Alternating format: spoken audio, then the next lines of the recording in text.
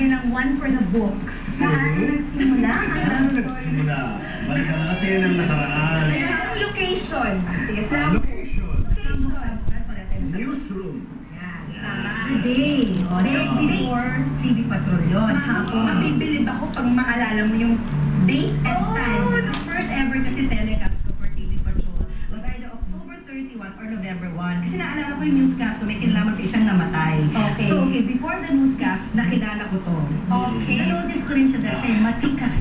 Yeah. Sabi ko, oh, hindi napapanood yung reporter, nasa harap ko na. Pero hindi niya ako pinansin. Wala lang, din talaga napaka-formal niya eh. Yung, hi, nice to meet you. Sige, punta na ako, voice over na ako. Ano yan? Trabaho lang. Noong una, magkaibigan kami talaga. Naging kami magbarkada hanggang sa, syempre, nagka-develop na at na-hostage ang puso ko. Na-ambush ka. Na-hostage.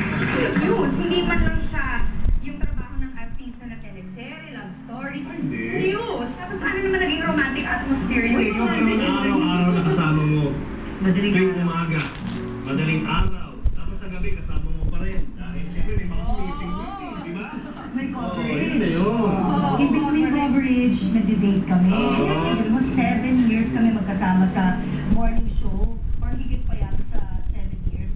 So, nandyan yung araw-araw. For 3 hours every day. Kasi magkakape kayo, magbe-breakfast kayo after. Mas nagkilala mo ng, ng higit.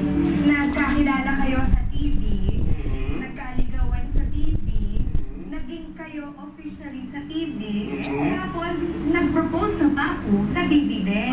Kinasal pa kami sa harap ng Na? mga manonood. Okay. So, yung mga libon lang, ang hindi na kulay. Mamo, alamin natin kung paano nila napapanalihan mo man. Mommy, come!